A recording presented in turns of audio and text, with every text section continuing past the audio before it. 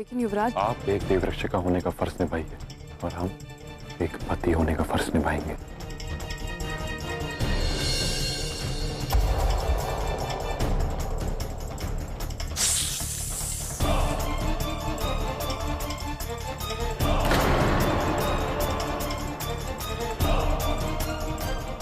नहीं तक्षिका, जाने दीजिए इन्हें। हम युवराज को अभी मार नहीं सकते, क्योंकि वही है जो हमें नागमणि तक पहुंचा सकता है। जब पूरा परिवार सुरक्षित राजमहल पहुंच गया है, तो ऐसे में बेहतर यही है कि हम यहाँ से चले जाएं। देवसेना और मनस्विनी यहाँ से दूर नया जीवन शुरू करें। देवरक्षिका, आपने कल अपने प्राणों को जोखिम में डालकर राज परिवार के सदस्यों के प्राण बचाए हैं। उसके लिए हम आपका शुक्रिया अदा करते हैं। लेकिन आपने प्राणों की रक्षा तो की, लेकिन मर्यादा की रक्षा नहीं कर पाई। इसलिए हमारा यह आदेश है कि आप इस राज्य को छोड़कर कहीं और चली जाएं।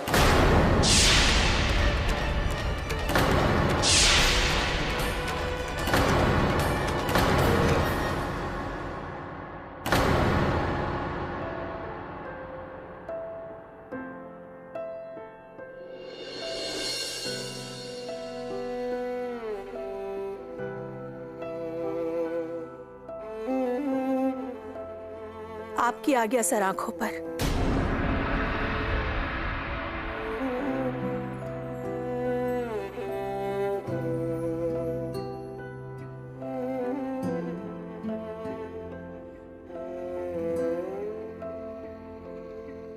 पास आए दूरियां फिर भी कम ना हुई, एक अधूरी सी हमारी कहानी रही।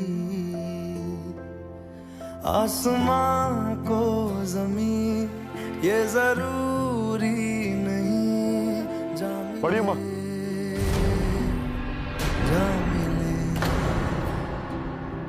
इश्क सच्चा वही जिसको मिलती नहीं मंजिलें मंजिलें। हम आपसे हाथ जोड़कर विनती करते हैं, आप ये राजमहल छोड़कर मत जाइए। इस राज परिवार को मनु की जरूरत है। नहीं युवराज, अब इस राज परिवार को मनस्विनी की कोई जरूरत नहीं है। मनस्विनी नागवंश के खतरे की वजह से यहां रह रही थी, पर अब ना तो वो नागिन है और ना ही उस नागिन का खतरा। मनस्विनी की सारी जिम्मेदारियां खत्म हो चुकी हैं और युद्ध के बाद रणभूमि पर योद्धा का कोई काम नहीं होता।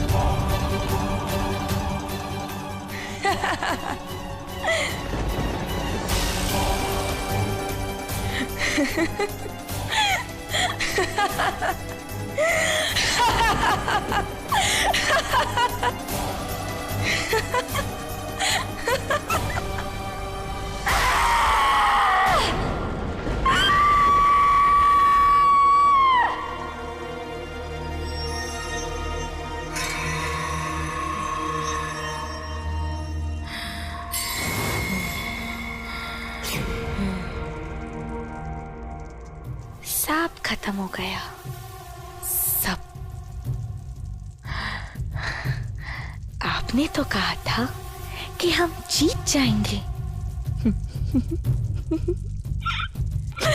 मैं तो हार गई। आप भी हार गए। आप तो पत्थर की मूर्ति बन गई।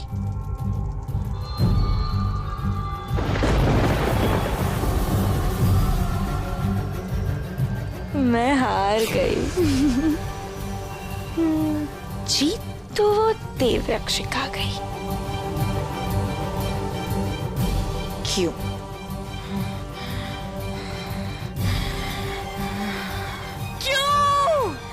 कैसे नागरानी, कैसे?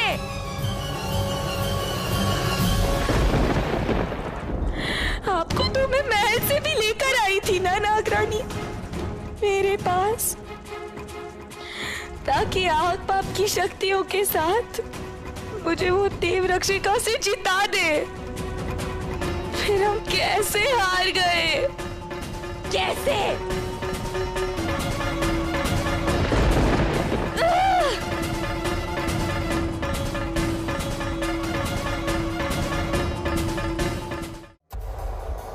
दुल्हन बनना तो हर लड़की का ख्वाब होता है।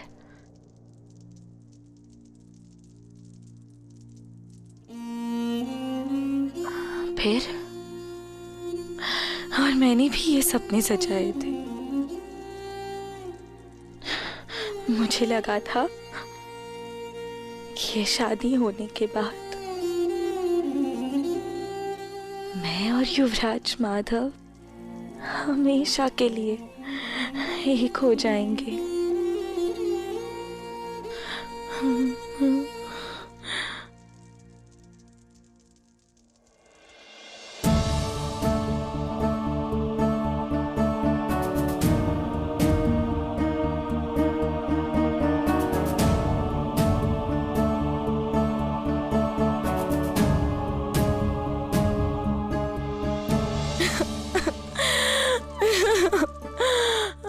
लेकिन वो सपना वो देव रक्षिका ने तोड़ दिया।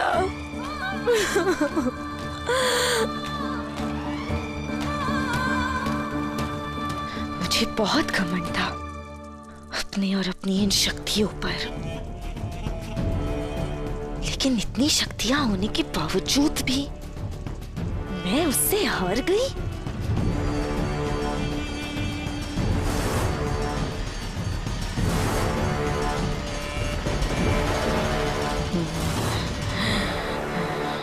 लेकिन मैं हार नहीं मानूंगी। मैंने हार अब तक नहीं मानी है।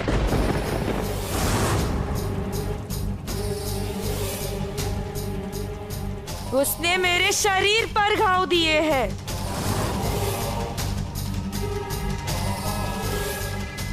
लेकिन वो मेरा फन कुचल नहीं सकती। ये नागिन ने दुल्हन का जोड़ा पहन ही लिया है,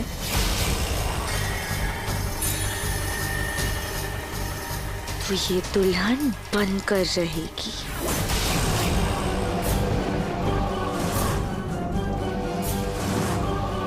माधव को मेरी मांग भरनी ही होगी, फिर चाहे वो देव रक्षिका के खून से क्यों ना हो।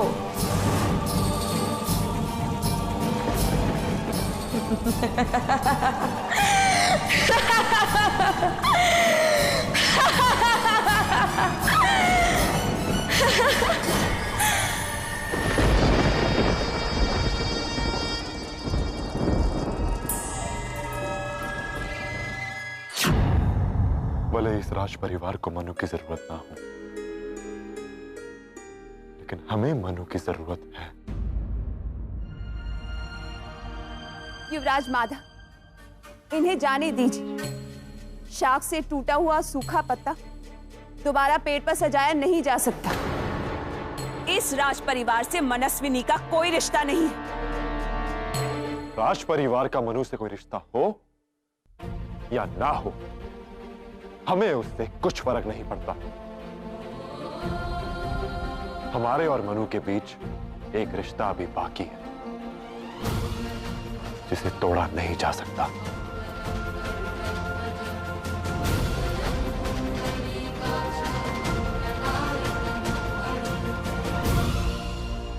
ये हमारी पत्नी है।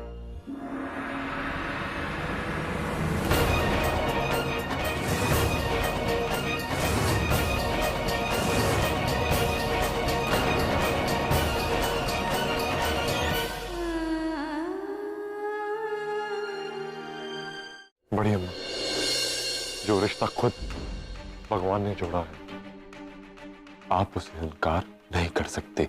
कोई भी रिश्ता रिश्ता तब कहलाता है जब उसे समाज की और घर वालों की मान्यता मिल जाए। आप जिस रिश्ते की बात कर रहे हैं उसे न मनस्विनी के परिवार ने जोड़ा था और ना ही आपके परिवार ने। रेत पर इंसान लकीर तो खींच सकता है, पर उससे जिंदगी भर का रिश्ता कायम नहीं कर सकता,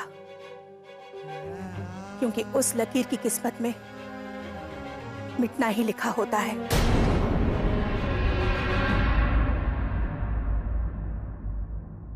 मनु, जो बड़ी माँ कह रही है, क्या तुम उसे सच मानती हो?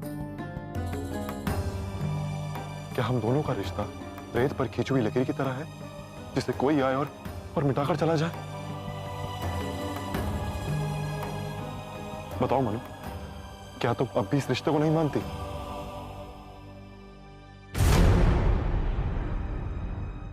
रिश्ता तो बराबरी वालों में होता है। एक मामूली सी देव रक्षिका का युवराज माधव के साथ क्या रिश्ता? ऐसा रिश्ता ये राज परिवार कभी स्वीकार नहीं करेगा। ये दिल का रिश्ता है, और दिल का रिश्ता इंसान का दिल देखकर जोड़ा जाता है, उसका रुतबा देखकर नहीं।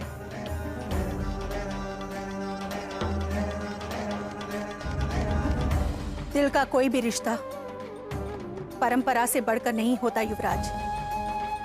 अच्छा यही होगा कि आप हमें यहां से जाने दें।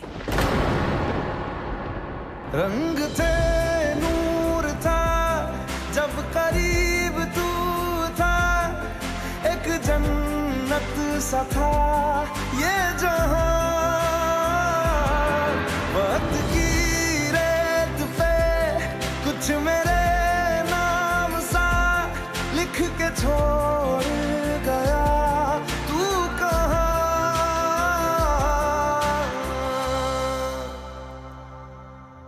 हमारी अधूरी कहानी, हमारी अधूरी कहानी, हमारी अधूरी कहानी, हमारी अधूरी कहानी। मनु,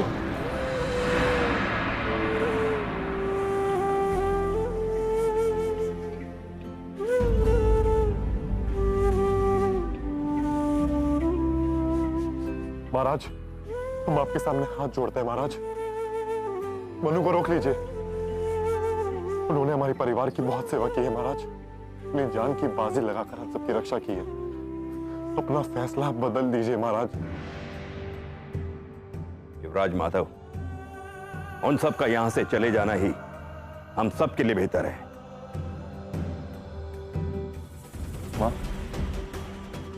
मनु आपकी बहू है, हम उनसे बहुत प्यार करते हैं, उनके बिना जी नहीं सकते। माँ, अब बड़ी अम्मा से कही ना कि वो रुक जाए, वो आपकी बात मान भी लेंगी। माँ कहिए ना।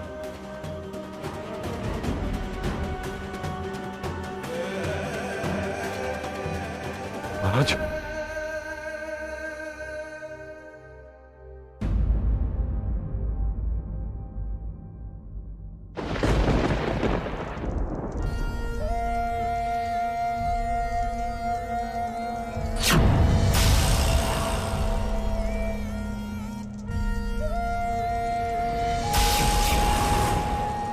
मुझे कोई नहीं रोक सकता। अंगारों पर चल के इंसान भी फौलाद बन जाता है, और ये फौलाद से टकराकर उस देव रक्षिका को टूटना ही होगा।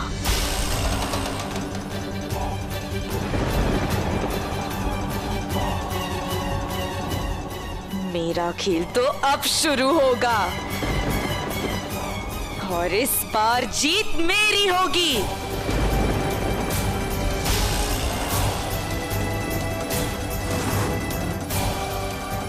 और अब मुझे जीतने से कोई नहीं रोक सकता।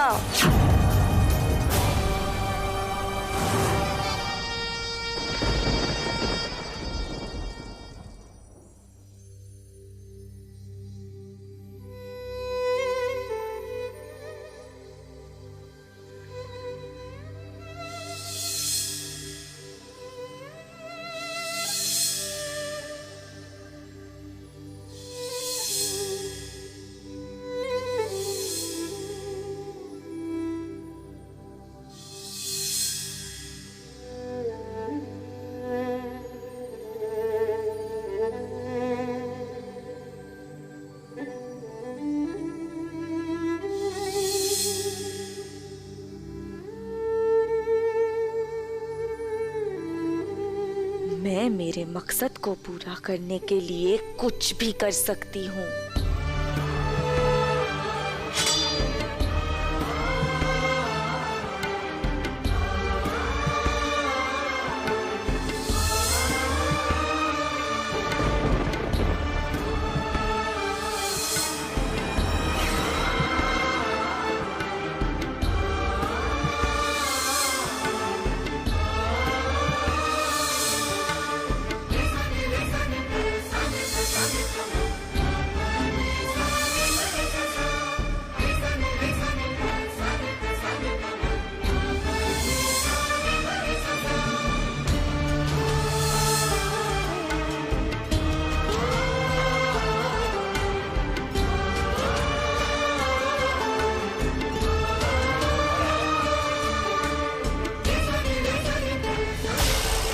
मैं एक इच्छाधारी नागिन हूँ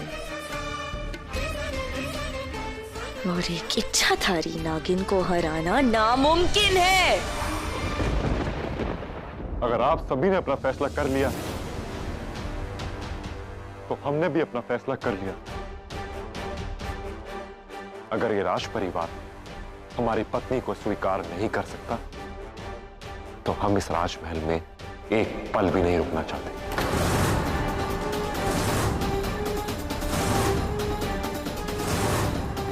हम अभी इसी वक्त यहां से जा रहे हैं।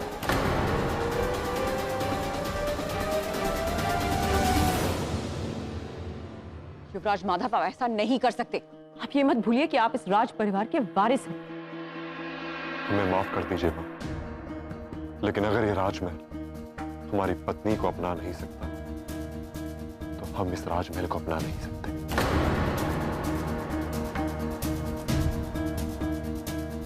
युवराज माधव, आप अपने साथ इस राज परिवार की इज्जत भी लेकर जा रहे हैं। जानते हैं ना आप? परिवार की इज्जत तो बहू से होती है, जिसे आपने खुद यहां से बाहर निकाल दिया।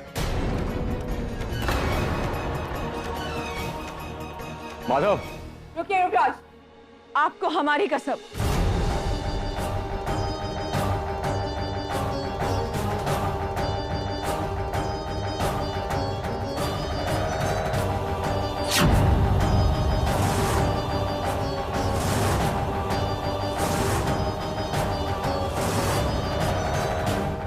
हम आपको ये घर छोड़कर नहीं जाने दे सकते।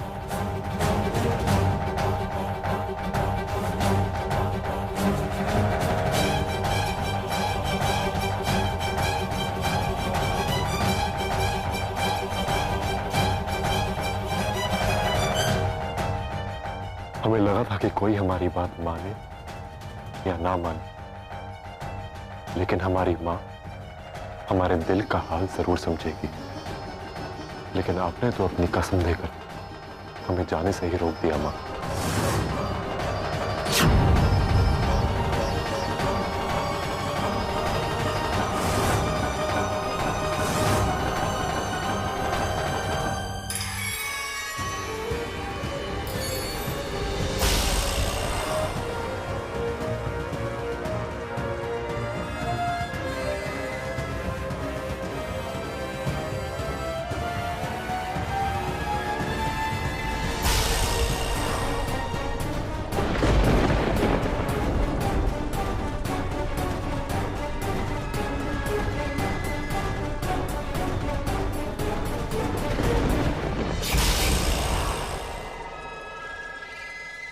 मैं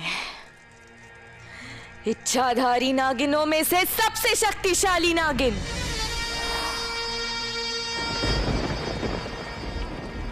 माया समस्त नाग देवता और भगवान भोलेनाथ के सामने ये प्रण लेती हूं कि जब तक मेरे शरीर में प्राण है मैं हार नहीं मानूंगी।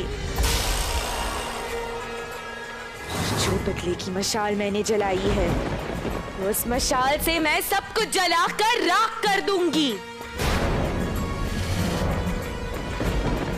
और इस आग में सबसे पहले चलेगी वो देव रक्षिका।